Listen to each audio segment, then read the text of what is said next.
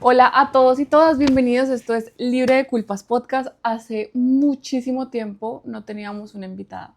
Yo creo que todo el año, y que me perdonen si me equivoco, pero creo que de verdad en todo el año, porque había cerrado un poco las cápsulas a que fuera tal vez una experiencia un poco más personal y un poco más corta, algo como más Ujú.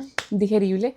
Pero en esta ocasión creo que vale toda la pena que gasten sus 40 minutos, máximo una hora, en esta charla porque Nati es una vieja que es experta en derechos humanos. Ahorita ella se va a presentar y yo considero que no hay un momento más atinado a que hablemos de los derechos humanos así, tal cual como los escuchan, si no es ahora.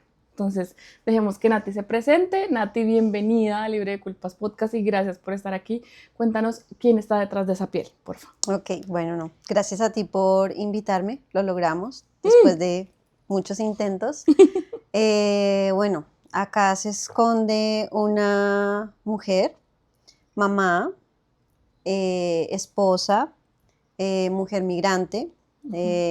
También vivo y trabajo en Montreal y me dedico básicamente a informar, a sensibilizar y a trabajar por los derechos humanos de los trabajadores migrantes y en especial de los grupos históricamente marginalizados. Brutal.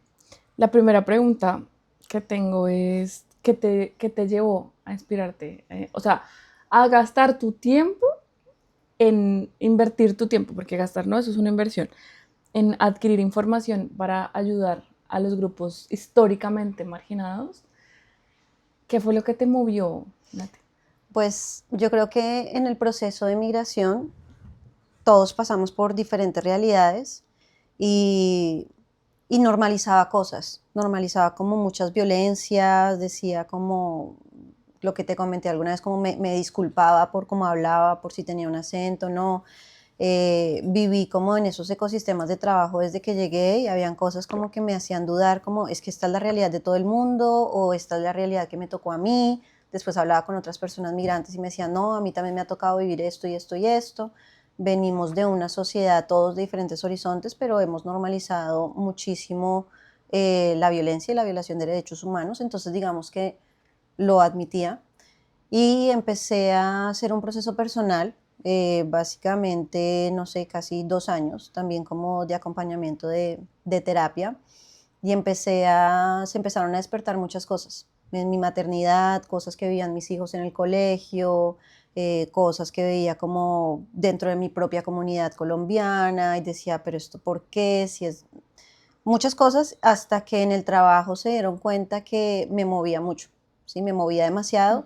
Empecé a hacer formaciones hasta que me dieron la oportunidad de formarme en la Universidad de Laval en un microprograma de segundo ciclo sobre equidad, diversidad e inclusión en el trabajo, y esa experiencia fue transformadora.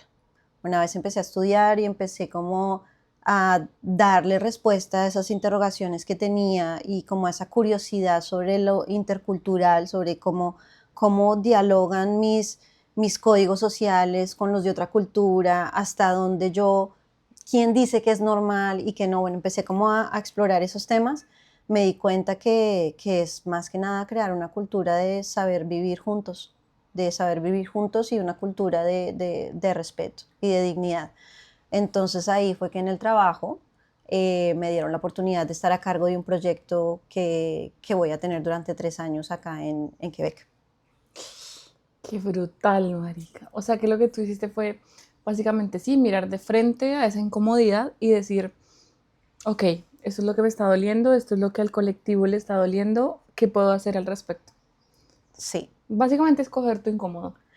Y realmente cosas que viví yo, situaciones que viví yo y que yo decía como, esto no hay que normalizarlo, o porque una persona migrante tiene que llegar a justificar todo el tiempo por qué merezco estar acá, ¿sí? A buscar la validación, a demostrar que somos buenos. Hay todo en la literatura, digamos, como en, en, en los estudios también hay fenómenos como el complejo de performance, donde no solamente me pasó a mí, cuando empecé a leer y a darme cuenta que nos pasa a muchos, sino a todos, dije como algo está pasando. Cuando después vi en estadísticas que muchas personas migrantes después de 4 años de estar en un proceso de migración empiezan a tener problemas de salud mental, dije como, esto no es una casualidad. Espera, sí, ¿cómo así? Cuando tú, ahorita detrás de micrófonos me estabas contando eso, yo fue, pucha, sí, bueno, a mí se me demoraron 5 años, Son más o menos el promedio según pero Estadísticas Canadá. brutal ese dato. Lo que pasa es que como hay muchos mitos que se movilizan y que se movilizan desde la polarización y desde discursos de odio, hay cosas que dicen como no, los migrantes llegan y utilizan el sistema de salud, y en el estudio que estaba haciendo nos decían como siempre debemos buscar los datos, siempre debemos buscar los hechos, las estadísticas, los números, para saber si esa información que se está movilizando es real o no. Y en esas tuve una materia sobre personas en situación de discapacidad y trabajo, donde abordé la salud mental, y mirando las estadísticas me di cuenta que la mayoría de personas migrantes llegan, no utilizan el sistema de salud, no lo tocan porque realmente están en su proceso de Están muy adaptación e ocupados. integración, están con todos sus temas, y es después de 4 a 5 años que las personas experimentan un tema de salud mental, y según también como los hechos es porque sostienen durante demasiado tiempo un nivel de ansiedad y estrés acumulativo y el cuerpo en algún momento lo saca. No estoy diciendo que les pase a todos, no estoy diciendo que sea lineal, pero sí estoy diciendo que estadísticamente están los hechos. Hay mayoría, sí. Hay un porcentaje muy alto que enfrentan algún problema de salud mental después de los 4 años, y es multifactorial también, ¿no? Son diferentes cosas que la persona tiene que vivir al mismo tiempo. No solo es una lengua, sino es un trabajo, sino es un duelo, sino vuelve a construir tu círculo de confianza, vuelve a redefinirte, tienes que demostrar que eres competente en otro idioma, son los que vuelven a estudiar, o sea, son demasiadas cosas para gestionar al mismo tiempo. Qué denso, marica, porque ahora que lo dices, como que caigo en cuenta de todas las personas que conozco desde que llegaron y fue como, sí, o sea, las estadísticas, eso sí, los números están ahí y el que quiera ver, el que tenga ojos que vea y el que tenga oídos que escuche, básicamente. Y bueno, como siempre yo, cuando se expone una problemática, el interés no es que nos quedemos ahí redondeando el problema, sino que haya una solución respecto a toda esa capacidad que tienes tú en este momento de abordar temas tan importantes como los derechos humanos. Yo quiero que no hablemos de política, no le pongamos nombre ni etiquetas a los derechos humanos, por Dios santísimo, sino que los abordemos desde qué es lo que está pasando en el mundo, Nate. ¿Qué es este auge de...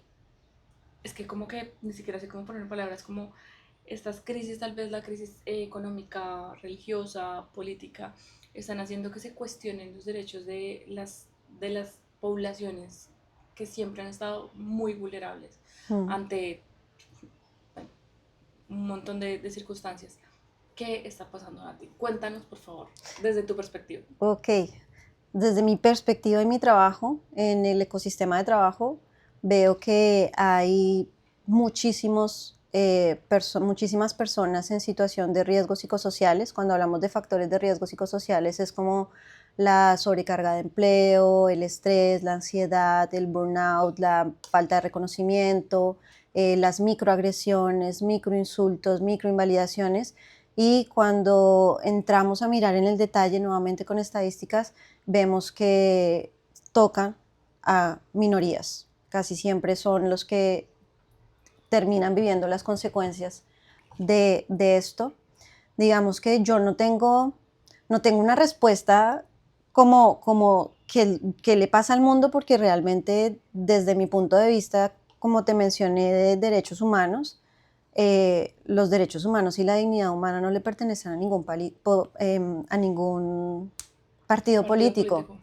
Es realmente mirar los impactos que está teniendo en la gente. Entonces, cuando yo voy al trabajo y trabajo con equipos de trabajo de clima de trabajo, de cohesión de equipo, y me doy cuenta que preciso la persona que tiene una diversidad, no sé, diversidad sexual o de identidad, es la que vive las microagresiones, es la que se vive constantemente en intimidación, y que después eso escala y termina siendo Una una incapacidad incapacidad por mental. trabajo, exacto, ahí es cuando yo me doy cuenta como algo está pasando con el sistema de valores, algo está pasando con la normalización, algo está pasando a nivel mundial. Digamos que me siento todavía afortunada de que estamos acá, no digo que sea perfecto, pero al estar en Norteamérica, todavía nosotros acá en Quebec, aunque sí se ha vivido el impacto de lo que ha pasado con el vecino, todavía hay muchos organismos, muchas empresas que defienden la equidad, diversidad e inclusión. Y eso me da esperanza. ¿Sí me entiendes? Eso me da esperanza de decir cómo sigamos trabajando y sigamos informando. A veces veo que hay mucha falta de información, hay mucha falta de sensibilización y también siento que la gente no tiene una mala intención cuando moviliza algún discurso o algunas frases, pero eso no borra los impactos que puede tener. Es que son semillas. Exactamente. Y creo Son que es semillas. como decirle a la gente, hey, tú sabes que no deberías decirle a un migrante que ni interrumpirlo, ni estar todo el tiempo corrigiendo, pero la gente dice, no, pero yo lo hago es porque quiero que aprenda o porque... Ujú. Entonces, no, tú El no tema es que el impacto sí. tenemos que ver si lo que te está molestando es el idioma de la persona o es el acento de la persona. Y eso es lo que abordo en los talleres con los 14 motivos de discriminación, porque vemos que casi siempre los comentarios de las personas que más sufren este tipo de violencias son las minorías. Son las personas de color, son las personas de origen étnico diferente, son las personas en situación de discapacidad visible e invisible, porque también están las discapacidades que no se ven, y realmente las mujeres, ¿no? Es como cuando hablamos de interseccionalidad que decimos, ay, somos súper inclusivos, tenemos ahora un montón de empleados de diferentes orígenes étnicos y diferente color que trabajan en nuestro organismo. Y cuando tú después vas a ver en la representación, solamente hay un 4% de mujeres negras que tienen acceso a puestos de poder. O sea, no lo digo yo, lo dicen las estadísticas y Kimberly Crenshaw, que es la persona que expone esta teoría, y ahí es cuando tú dices, ok, estamos hablando de que no estamos incluyendo a todo el mundo. Hay realidades que tocan más a otras personas, hay otras barreras que tocan a otras personas y se están quedando por fuera. La Yo, gente lo ve como un privilegio, como, ay, te voy a facilitar, y no todo lo el es, favor, no no. lo es. Esto es una medida de equidad. Y la equidad es reconocer que no todos partimos del mismo lugar. No, la meritocracia. Sí. Y ahí tenemos que hablar de Bourdieu y del capital. En este caso, si tú eres una persona que no está racializada, pues tienes un capital, digamos, diferente a una persona que inicia con un, no sé, un capital intelectual y te deja en otras circunstancias. Por eso el cuento de la meritocracia hay que empezar a tumbarlo. Para mí esto es relativamente nuevo. Yo sí crecí en una familia donde me enseñaron que el que es pobre porque quiere, o el que quiere puede, y querer es poder, y el que recuerdo mucho en mi casa se repetía como el que trabaja no come paja, pero en mi cabeza se empezaron a incentivar, o sea, como que semillitas como, pero sí, el que trabaja no come paja porque los obreros son los que menos tienen, o sea, porque la gente que trabaja en construcción en Colombia son la gente que menos tiene, porque el campesino es el que nunca le llegan las, no sé, las oportunidades que tiene la persona de la ciudad. Y resulta que ahí hablamos de eso, del capital económico, del capital intelectual, incluso del capital social. Y por eso es que la meritocracia hay que tumbarla. Y gracias a esta chica que dices que está visibilizando el porcentaje de las mujeres racializadas que llegan al poder, 4%. 4% en Estados Unidos. Ahí te das cuenta que no es un tema ligado al color de piel, sino al color de piel y género. Por eso es que es importante, y por eso yo creo que también la migración nos da perspectiva, porque muchas realidades que hemos vivido acá como minorías, siendo personas migrantes, pues no las veíamos en nuestros países de origen, o por lo menos yo no las percibía, No, yo tampoco. ¿sí? Entonces, hoy en día tengo 2 hijos, adolescentes. Ya tuve que tener la conversación con mi hijo y decirle, hey, si te para la policía, por favor no te resistas, por favor no corras, por favor no hagas. eso no le pasa a otra persona que tiene otro tipo de privilegios, no necesita tener esa conversación con sus hijos, ¿sí me hago Sí, como el entender? Yo no capital. tendría que tener esta conversación, bueno, depende del sistema y de la complejidad social, pero digamos que esta conversación no la tendría que tener en otro panorama. Acá la tengo porque sé que de alguna manera hay demasiados sesgos inconscientes que van a llevar a pensar que mi hijo puede ser más vulnerable a este tipo de tensiones que otra persona de otro Ujú, origen étnico. total. Entonces creo que ahí es cuando tú te cuestionas y tú dices, oh, wow, yo reconozco mis privilegios también, Ujú, pero no es solamente reconocerlos, ver tus privilegios, sino decir cómo voy a ser una persona aliada por los que no tienen estos claro. privilegios. Porque desafortunadamente de todo lo que nos duele en el mundo, no quisiera cambiar muchas cosas y estoy de acuerdo con lo que tú dices de la meritocracia, pero también estoy de acuerdo en que mucha gente reconoce su privilegio y no hace nada con él. Dice, esta es la vida que me tocó. Tengo una tercera, cuarta generación de toda una vida económica ya arreglada porque X, Y, Sí. sí, lo que sea y nos ponemos a mirar como desde el punto en el que tú estás, no parten todos, Ujú, no es la realidad de todos. Y creo que a eso es a lo que yo trato como de invitar. Yo no soy transformadora, yo siempre digo en mis talleres, yo no estoy acá para cambiar tu sistema de valores, yo no estoy acá para transformarte, yo estoy acá para que hablemos de impactos de tus acciones en la vida de otros, cómo eso puede desencadenar problemas a corto, mediano, largo plazo. Y también estoy para que te analices y desarrolles empatía por la realidad de otros.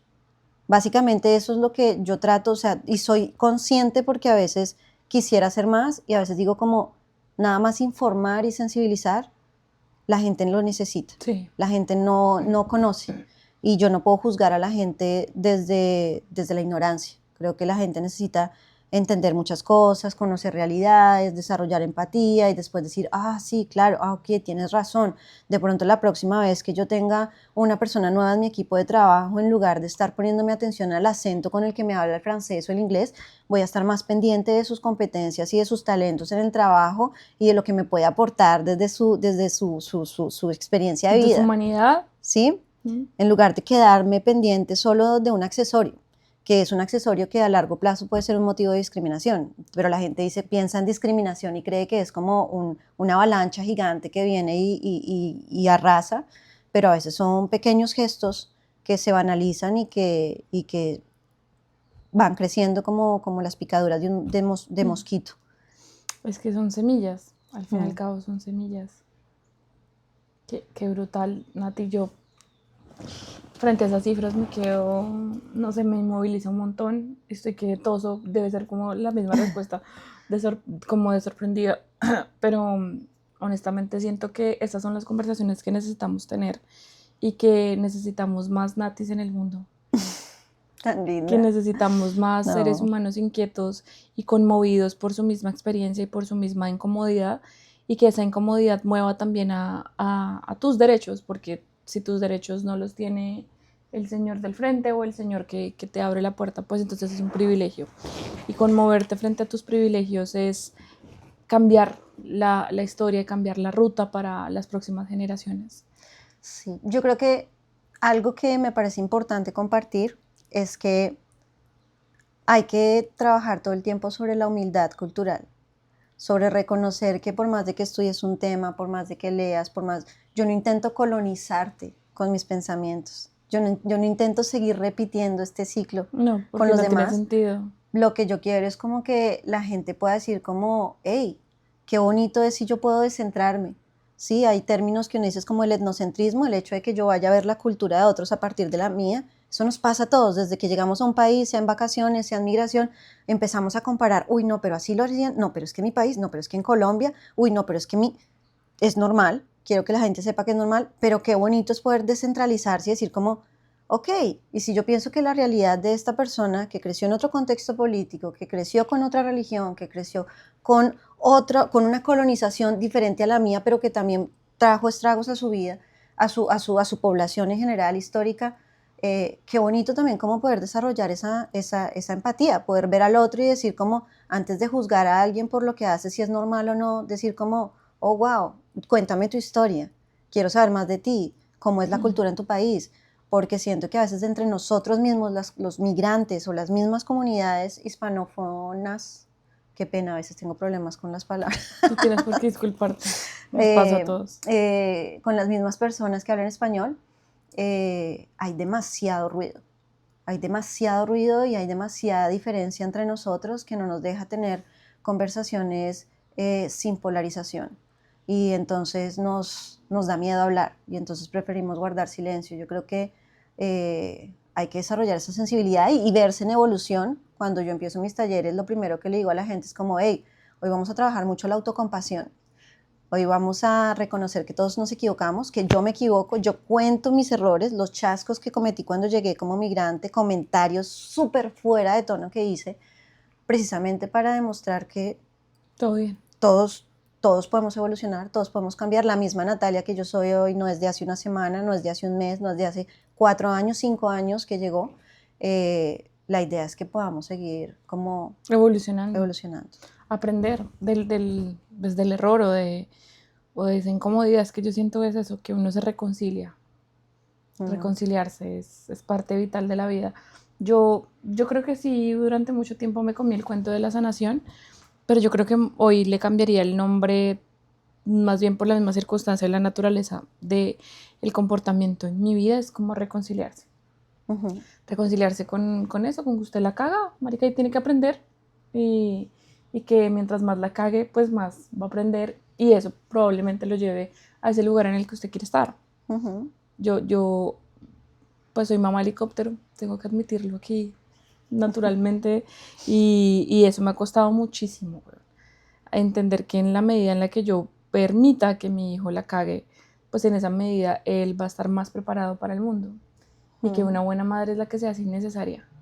Hasta tal punto que yo se lo digo a él y cuando ya él me ve así como muy acaparada, me dice, acuérdate que una buena madre es la que sea así necesaria. Entonces yo soy como, ok, ya dejo que resuelva, dejo que él vaya y hablo de esto también de la maternidad porque quiero que tú lo cuentes a través de la maternidad y los desafíos de ser madre y ser inmigrante, como uno se enfrenta a eso, Nati, como si hay alguien que está, y yo sé que mucha gente que nos está escuchando, muchas mujeres nos están escuchando, me escriben mucho como yo era una y después tuve a mi hijo aquí y todo se ve tan diferente, ya no quiero estar más acá, los desafíos son mil, digamos que la cultura, digamos que cómo se enfrentan estos países a temas tan frágiles como la droga, como la prostitución, como un montón de temas que uno de alguna manera tiene como ahí camufladitos, aquí son mucho más expuestos.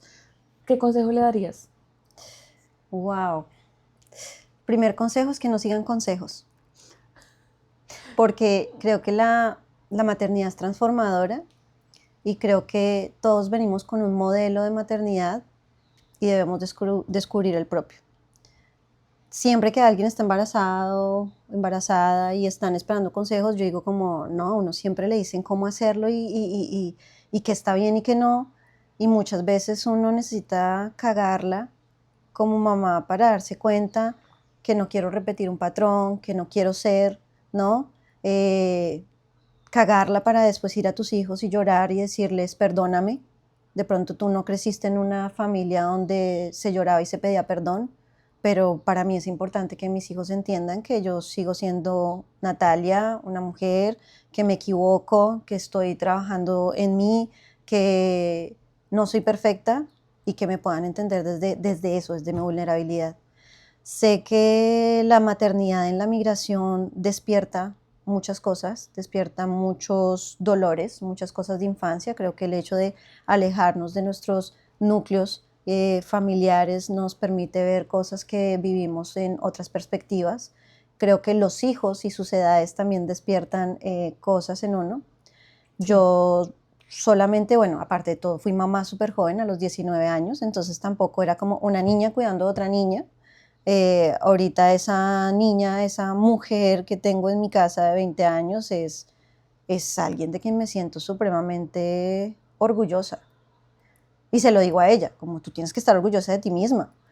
Y veo todo lo que está haciendo acá y cómo está dosificando su libertad, que yo creo que estoy de acuerdo con tu término, yo la veo a ella libre y me siento muy feliz de verla, pero siento que igual siempre hay que tener conversaciones para venir, para que conecten con su casa, con su identidad cultural. Son niños que están creciendo con la identidad étnica de sus papás, pero la identidad cultural que construyen a través de todas sus experiencias acá. O sea, son niños que tienen derecho a tener biculturalidad, que pueden decir, me siento colombiana, pero también me siento quebeca, pero no, Sí. entonces me siento más quebeca, pero entonces me siento más colombiana, o que digan, no, no me siento. Y a veces es como esa necesidad de justificar sus identidades, lo que les crea demasiado ruido en su Ujú. cabecita, y creo que hay que dejarlos que ellos mismos experimenten y construyan, obviamente con el amor y el acompañamiento.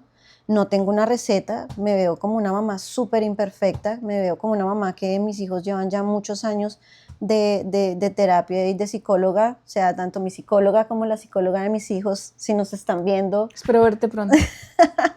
mi amor y mi respeto profundo porque siento que les estoy dando también como un apoyo a lo que nosotros no crecimos normalizando como eran temas de salud mental y saber que nuestros hijos también afrontan una adaptación cultural y un duelo, no solo los papás, cada uno a su ritmo, cada uno en su amplificación y necesitan ser acompañados. Entonces, nada, psicólogos para los hijos, acompañamiento, conversaciones, empatía, ¿no? Esos mismos discursos, sean de amor o sean de odio, que se repiten en la casa sobre culturas, sobre personas de X o Y origen, los niños van y los siguen repitiendo en Sí, sus claro. colegios y seguimos como en el mismo ciclo. La idea es que puedan tener niños y niñas o personas que vengan de la migración, que sean producto de nuestras decisiones, pero que tengan una total libertad de ver como al ser humano en toda su dignidad y de reconocer la diferencia y celebrarla y decir como, wow, qué lindo,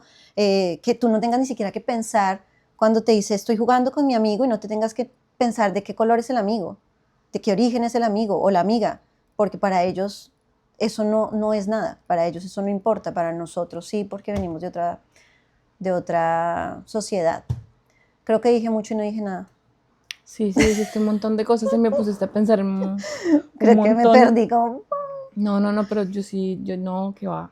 como mamá, me ven y no soy la, o sea, soy, ¿Sí? sí, sí, sí, sí, que lo digan mis dos chinitos. Sí, yo creo que ¿Eres soy estricta? estricta, creo que soy estricta. ¿En serio? Sí, sí, creo que soy estricta, pero creo que toda esta transformación y todos estos estudios y todo lo que he hecho y todo lo que ha cambiado en mí, en Natalia, estos dos últimos 2 años, el trabajo y lo que estoy haciendo, me ha cambiado un poco también como mi percepción de la maternidad y trato de que sean dos seres humanos empáticos. Para mí es como, no quiero discursos de odio, no quiero superioridad, no quiero que entiendan al otro desde su dignidad. Nadie tiene derecho a pasar por la dignidad de nadie, nadie, Desde su humanidad, desde parce. su, sí, total. Entonces, no sé, yo creo que tocaría preguntarles a ellos en algún momento. No, yo siento que uno como madre, consejo, a mí me escriben mucho con ese tema. Y yo las entiendo. El tema es que yo llegué aquí ya embarazada, entonces no, las entiendo, Ujú, pero pues cada experiencia, cada individuo es es un individual. diferente, claro. Pero el consejo que yo les daría es que pues que no pidan consejo tanto, que no se ocupen tanto como en el afuera, sino en el adentro y se Ujú. escuchen mucho. Porque al final sí, sí tiene razón. O sea, usted sí tiene razón en pensar lo que esté pensando. Tiene razón y escucharse la va a llevar a cuestionar esos pensamientos, a cuestionar esas creencias, esos sistemas de creencias que han construido su vida. Entonces, no, no importa tanto el consejo, pero igual al final es un consejo que estupidez, pero... Ay, bueno, si se entiende el punto, es como que olvídate un poco como del colectivo y vete más a ti, a tu experiencia, a lo que quieres vivir, qué quieres hacer con esa experiencia. Bueno, Y sean exageradas, hagan ruido, no normalicen lo que sus hijos puedan estar viviendo y sintiendo, porque ese es el problema también de la sociedad, que no acepta la diferencia. Yo como mamá, en eso sí me considero mamá jaguar, y si yo tengo que ir a hacer una queja a la comisión escolar, si tengo que ir al colegio, si tengo que hablar directamente con los papás cuando veo que alguno de mis hijos está viviendo una situación de injusticia, de maltrato, de falta de respeto, creo que yo lo hago. Y no me siento mal de ser exagerada. Y en algún video lo puse, porque sí creo que nos hacen sentir como que, hey, baja la voz, adáptate, silencio, Al país que fueres, haz lo sí, que vienes. y yo digo, no, son dolores que mi hijo está teniendo y son legítimos. Y yo necesito que mi hijo entienda que en su vida nadie tiene derecho a tratarlo mal y a pasar por encima de su integridad. Y yo esos mensajes se los tengo que dar desde ya y desde hoy. No cuando ya sea un adulto. Tengo que decirle como desde ya. No normalices que alguien te trate mal. Hay gente que cree, más que nada ahorita en la adolescencia, está te ignoro, ignorar y ghostear, ¿no? Y es súper violento. Y yo tuve que hablar con mis hijos y decirles como, hey, ignorar, que te ignoren o que tú ignores a alguien es Es muy violento, mal, es sí. violento. Es Pero un lo tipo de minimizan violencia. y lo minimizan. Entonces la gente dice, ay no, pues no, qué exagerada. Hay que ser exagerados porque yo le estoy enseñando a mis hijos dinámicas en las que yo quiero que ellos después se movilicen y no quiero que normalicen eso en una relación, No, normalicen eso en un vínculo familiar. un entorno Entonces laboral. peleamos, o en laboral, o nos peleamos, entonces nos ignoramos una semana, 2 semanas. No, no, las cosas hay que hablarlas, hay que decirlas, hay que comunicarlas, y en eso sí creo que sí soy una mamá exagerada.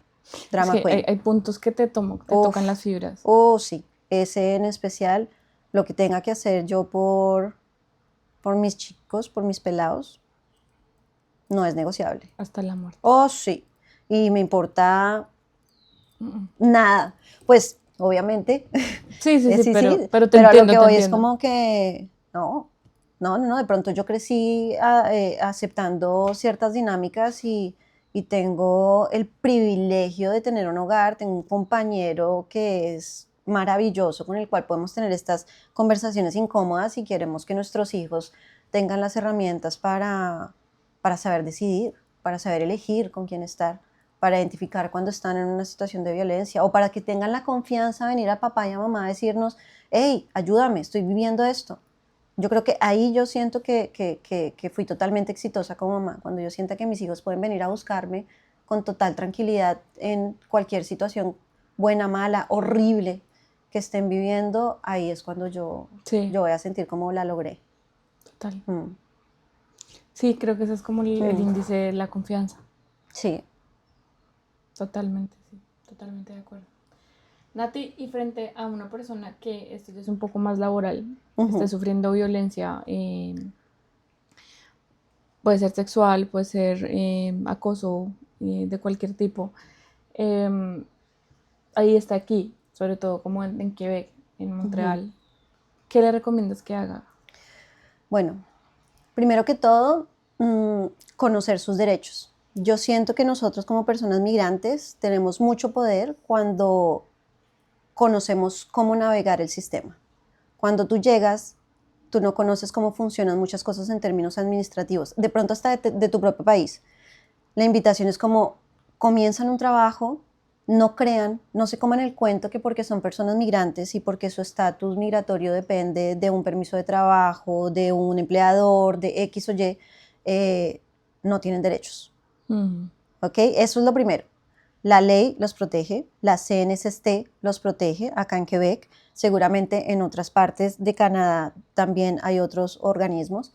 En especial, conocer sus derechos, conocer qué es la intimidación, qué es la intimidación sexual, qué es la intimidación psicológica, cuáles son los factores de riesgo psicosociales, porque son cosas totalmente distintas. Muchas personas creen que tener un tema de hostigamiento en el trabajo es que te griten y te insulten, o que te toquen algo ya demasiado explícito, y a veces no, a veces son cosas que se van acumulando. Siempre que hablamos de factores de riesgo psicosociales, menciono que es como el de carácter repetitivo, que tenga el componente de tiempo, ¿sí? Puede ser a corto, largo tiempo, mucho tiempo que estás viviendo algo y que toque tu dignidad.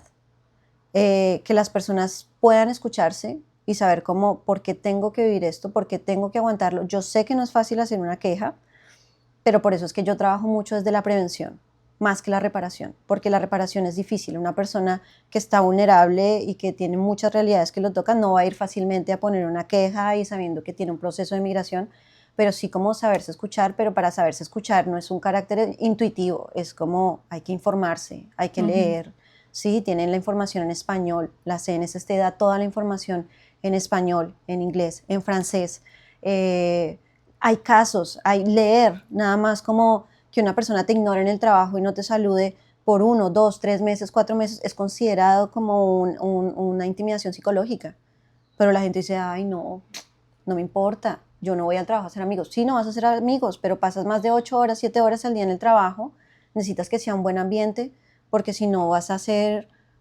un burnout y después vas a empezar a sentir todo lo malo que se siente de no querer ir a trabajar. Y ya es suficiente con migrar, ya es suficiente con la lengua, con adaptarte, como para no encontrar un trabajo en el que tú puedas estar seguro.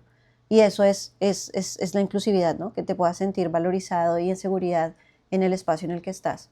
Entonces yo les diría como tienen la CNSST, tienen los organismos de los comités de intimidación que cada empresa por ley acá en Quebec los debe tener. Hay comités de salud, Santé, Sécurité au Travail, salud, seguridad y trabajo, que bien tienen que estar también creados en las empresas de más de 19 personas.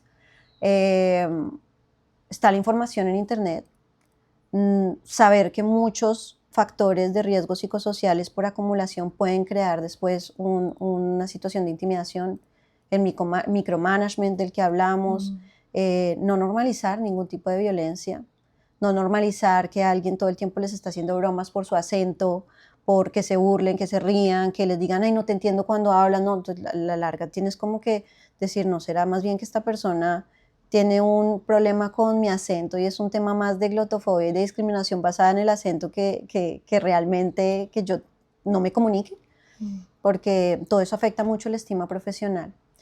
Entonces, creo que el poder está en el conocimiento, el poder está en realmente tener la curiosidad. Sí, sí.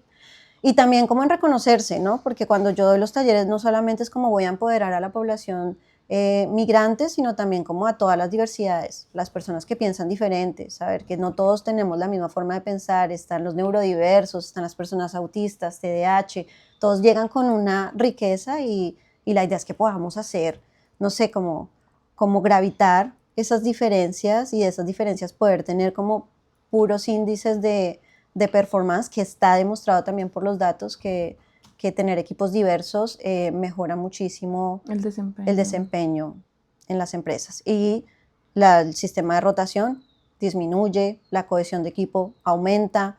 O sea, hay muchas cosas que se tocan cuando se trabajan esos temas. No, es un tema que yo creo que podríamos durar un montón hablando, pero todo porque es un tema que es de interés general, que son los derechos humanos, el respeto de los mismos.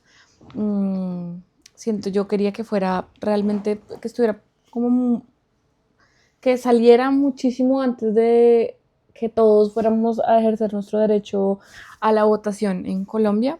Luego me di cuenta que el tema con Nati es muchísimo más amplio porque aborda todo, todo, todo, todo, todo. La diversidad, la inclusión, lo importante que es hablar de todas, hablar de todos y bueno, las personas que utilicen el todes. Yo la verdad no está tan acostumbrada, no es como que tenga algo en contra, sino que me cuesta acostumbrarme, pero creo que todos cabemos, para todos sale el sol y es un tema que es muy importante que lo reconozcamos y que las personas que ustedes cojan representen los intereses no solamente suyos, sino pues del colectivo, que no quiera destripar al que piense diferente. Eso me parece básico en cualquier democracia.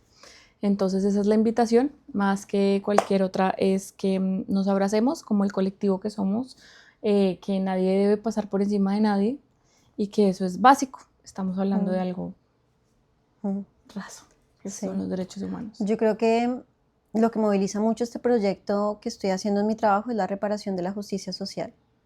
Y creo que eso debería ser, como ir a la historia y recordar quiénes han vivido procesos de opresión, quienes merecen y necesitan una reparación en la justicia y no olvidarlo, ¿sí? De ser una persona aliada. Yo no necesito tener una realidad en mi vida para poder ser empática y para poder acompañar esta realidad, ¿sí me entiendes? Disminuir lo que está viviendo esta persona. Entonces yo lo que diría es como, piensen en la equidad.